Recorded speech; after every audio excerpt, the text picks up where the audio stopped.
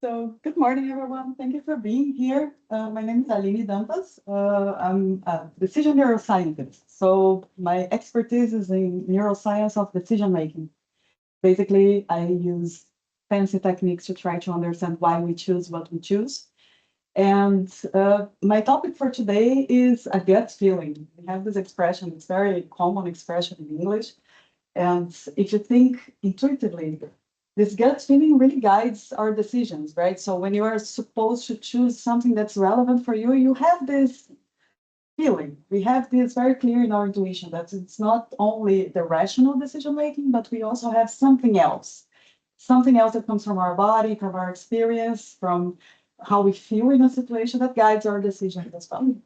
So that cue is important for us to understand decision making. And decision making is so complicated and so relevant, right? Because what we decide affects our entire lives, affects our society, affects our relationships. So it's a very important topic for us as well.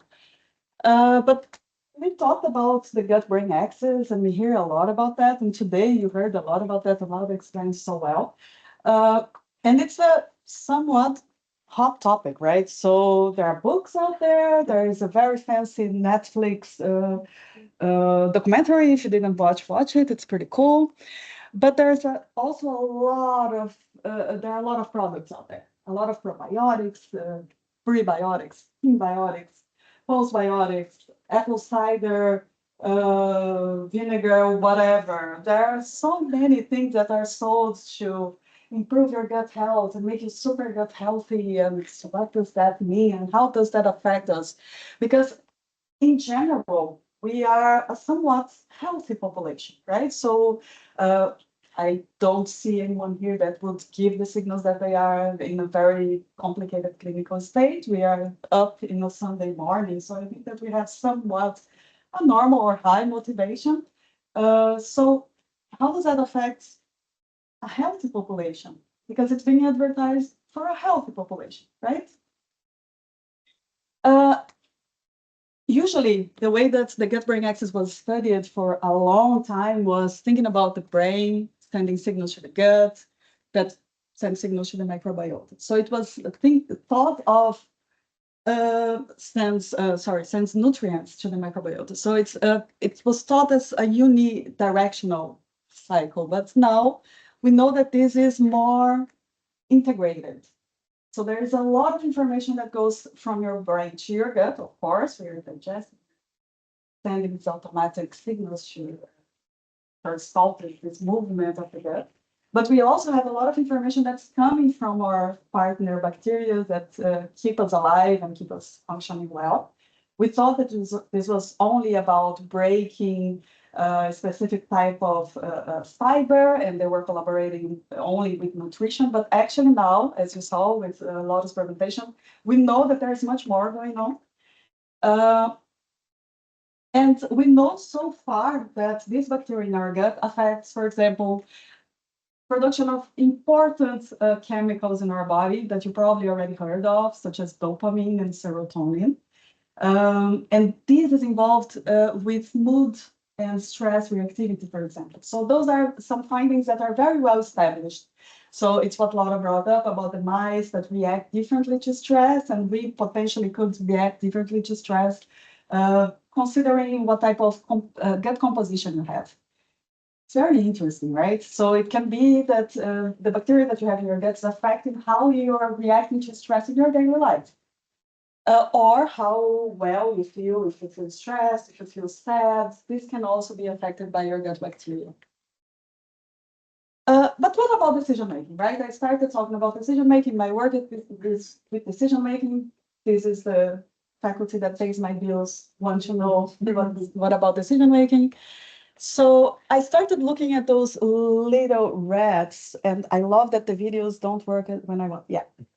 Okay, so what we see here, and this is the beginning of my journey, is a germ-free rat. And this part of the maze is unprotected. So germ-free rats, they don't have any microbiota. And what you see is that they react very weirdly. They really go to these extremes of the maze, and it's an elevated maze, so it's dangerous for the mouse. So they shouldn't be exploring that much in those arms. And when you see the normal rat, you see that it stays in the protected area. So it explores a little bit in the dangerous area, but stays mainly in the protected area. These germ-free rats, when they are colonized, so when they receive bacteria to colonize their guts, they start behaving normally. And when you go there and cut the vagus nerve, that is this physical connection, they go back to this behavior. So there is something going on there in terms of risk-taking behavior. And risk-taking behavior is a big part of our decision-making. So I started looking at this human side of it. And there are some studies now that already explore what happens in our brain when we go through a probiotics manipulation. So a probiotics manipulation is basically a way of studying what happens when you change the gut microbiota in terms of brain activity or behavior. And in this case, we're looking at effects of probiotics in the brain. I'm not going to bore you with the names of brain areas here, because that's not the point today. But we see a lot of overlap of areas that are activated after you receive probiotics, so that the activity changes after you receive probiotics for some time, and areas that are very important for the processing decision making. So areas that we use in our brain to, for example, decide what's the best option. Should I save money or should I just buy a very expensive car today? Or areas that we use, for example, to choose, should I bet in this lottery? Or maybe should I take the safe route that I take every day, or should I try a new route? So there is something going on here. That's where it started. So I started looking at risk-taking behavior and time preferences. And those are two very relevant types of decision-making because they have, first of all, they are not super rational. So we always want to think that we are very rational when we decide, that we really know what we are choosing and we really make the best choices. But actually, we are naturally a little bit risk averse. So naturally, we don't want to take risks, even when it's beneficial to us. It's a human thing. We try to protect ourselves. In terms of time preferences, what it means is, what do you prefer? To have a smaller reward now, or wait a little bit and get a bigger reward later?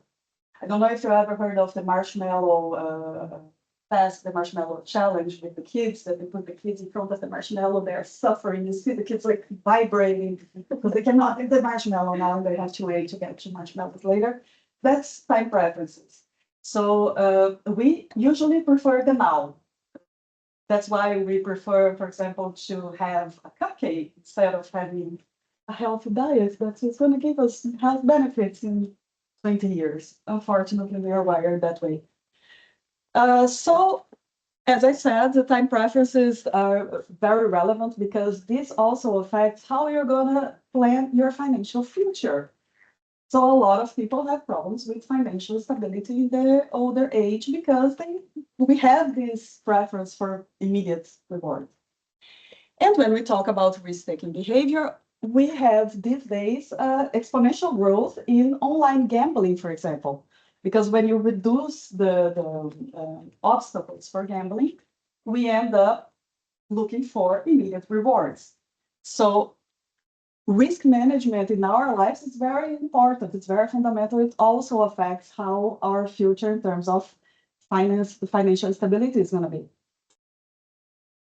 So those two topics we wanted to explore, looking at how the gut microbiota affects that. And it was at first a shot in the dark.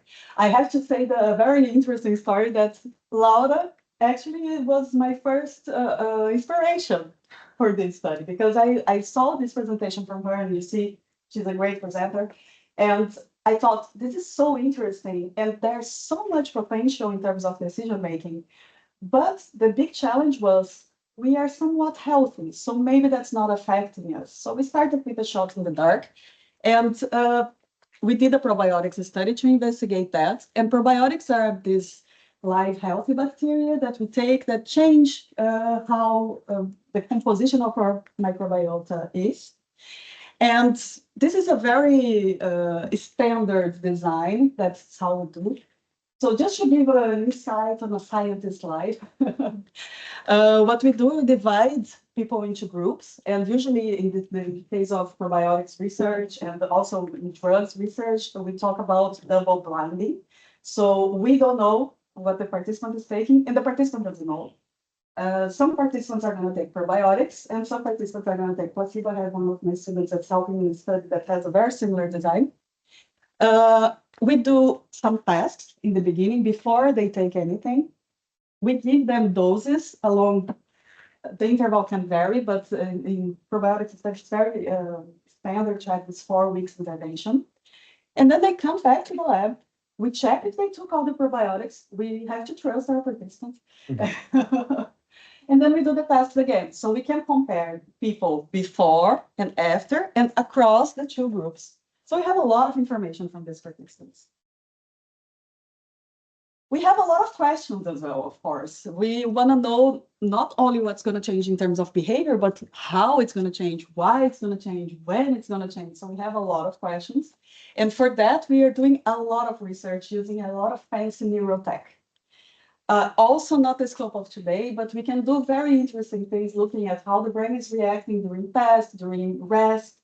We can look at which brain areas are activating or which patterns of activation are happening. We can try to turn some areas on and off with brain stimulation. I swear it's safe. It doesn't hurt. It's okay. And we have vagus nerve stimulation, which is, I love it. It's on the ear. You can stimulate a specific area of the ear, and this really affects directly your vagus nerve. So it's a pretty cool technology. But I'm going to focus on the behavioral results because I think that's more, perhaps more straightforward. So we can start thinking about these effects of probiotics with these behavioral results. So the first thing is that we look at time preferences, and it was a very interesting finding for us because we saw that these healthy participants, students from a fifth, that probably have a very similar profile in terms of microbiota than you guys. Of course, everyone has their own profile, but there is, if you're in a similar diet, in a similar population, in a similar age, you probably have a similar profile. And what we saw is that these participants, they discounted less. What does that mean? They were willing to wait a little more to get more money. Usually we discount a lot. We think, oh, waiting is too much. I don't want to wait. I don't want to wait a week to get 10 euros. I want to have it now. These participants were willing to wait sometimes for a month, sometimes for a week, it depends, to get the full reward. So more patience. That's something that we need to do our future investments, right?